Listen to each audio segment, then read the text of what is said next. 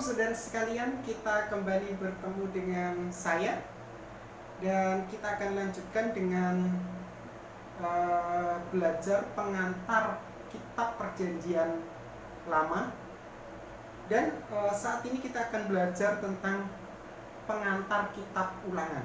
Jadi kita sudah belajar kejadian, keluaran, imamat, bilangan, dan ini merupakan kitab terakhir dari Taurat, yaitu kitab ulangan. Saudara sekalian, terkait dengan judul, dalam tanah kitab ulangan itu dinamai dengan Elet Bat Devarim atau Devarim, artinya inilah preambul pidato. Nah, itu di dalam tanah. Sedangkan kaum Yahudi juga menyebutnya sebagai Misnebat Torah atau repetition atau copy of the law, artinya pengulangan atau salinan hukum. Sedangkan Septuaginta itu memberi judul tu Deuteronomion Tautu. Pada versi bahasa Inggrisnya yaitu Deuteronomy. Nah, di sini bisa diartikan sebagai pemberian hukum kedua atau second law giving, yang seharusnya memang diterjemahkan salinan hukum ini. Jadi kadang ini disalahartikan dengan terjemahan pemberian hukum kedua, tetapi sebenarnya bisa diterjemahkan salinan hukum ini. Nah, itu sekilas tentang kitab ulangan dalam berbagai versi terjemahan dan juga kanon. Nah, kitab ulangan ini sebenarnya memiliki arti yang lebih akurat, dapat diartikan sebagai hukum yang sama ditinjau, dikembangkan, dan diulang dari hukum yang aslinya diberikan di sini. Saudara sekalian, sebenarnya secara umum kalau kita lihat dari sisi kronologisnya, kitab ulangan ini merupakan kitab terakhir dari Taurat, di mana orang Israel sudah selesai 40 tahun di dalam pengembaraan kitab bilangan, dan saat ini mereka sedang memasuki masa di mana mereka mau masuk ke tanah Kanaan. Jadi mereka mau masuk ke tanah Kanaan. Dan dalam bagian ini Musa ini tidak diizinkan masuk, dan akhirnya memang Musa mati di Gunung Nebo. Nah, sebelum Musa itu mati, Musa kembali mengulang, artinya menyampaikan hukum-hukum yang sudah diterima. Dan kita ingat bahwa yang mau masuk ke tanah Kanaan itu adalah generasi kedua. Generasi pertama semua mati di padang gurun. Ya, jadi generasi pertama, generasi yang melihat bagaimana Musa menerima hukum itu, dan semuanya mati. Dan sekarang generasi kedua, dan generasi kedua inilah yang oleh Musa di istilahnya hukum-hukum itu kembali ditegaskan dan disampaikan kepada mereka. Oleh karena itu dikatakan di sini ulangan. Jadi kitab ulangan ini diberi judul ulangan karena isi dari kitab ini di mana Musa itu berpidato menyampaikan hukum-hukum yang sudah diterimanya kepada generasi kedua, generasi yang akan masuk ke tanah Kanaan. Nah, oleh karena itu ini dinamakan dengan ulangan. Untuk tahun penulisannya memang ditulis pada akhir masa hidup Musa sebelum bangsa Israel masuk ke tanah Kanaan. Jadi hampir mirip dengan kitab-kitab sebelumnya, tetapi ini memang boleh dibilang ceritanya ada di akhir sebelum mereka masuk ke tanah Kanaan. Jadi itu posisi dari kronologisnya. Mari kita akan lihat untuk tema daripada kitab ulangan.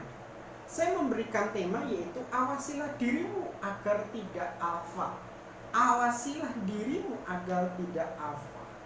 Ini memang juga lebih spesifik sebenarnya. Saya ingin menyampaikan bahwa tema kitab Ulangan ini adalah uh, supaya orang Israel dan kita itu belajar dari apa yang sudah kita alami atau kita lakukan di waktu-waktu yang lalu, supaya kita mengawasi diri, supaya kita tidak jatuh dalam boleh dibilang kelemahan, jatuh dalam pencobaan, jatuh ke dalam kesalahan masa lalu. Dimana setelah mengembara 40 tahun di padang gurun, umat Israel segera masuk ke tanah perjanjian.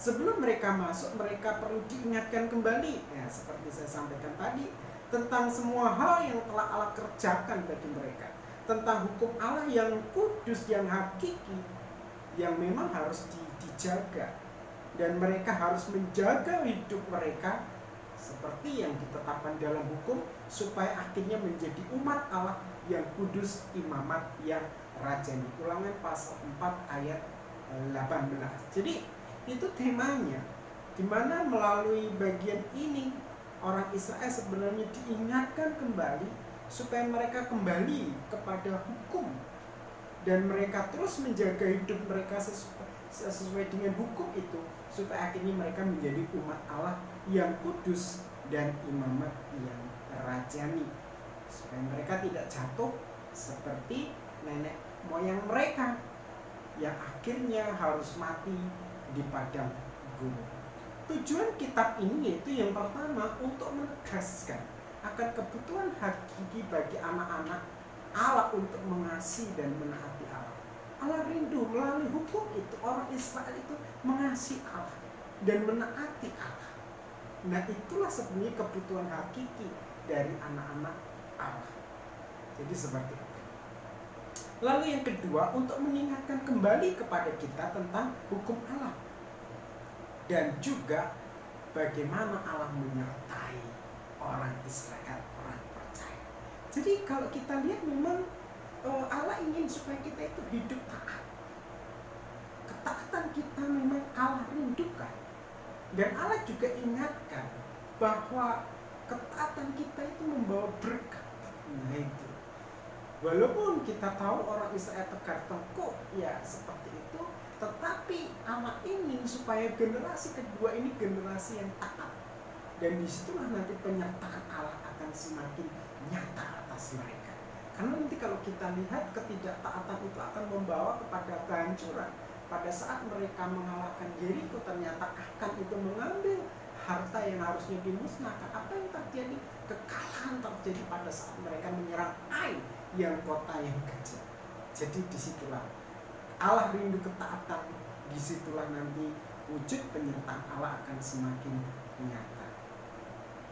Garis besar kitab ini yang pertama adalah pasal 1 itu pengulangan pidato Musa, di mana Musa memperingatkan orang-orang Israel untuk belajar dari sejarah bangsa.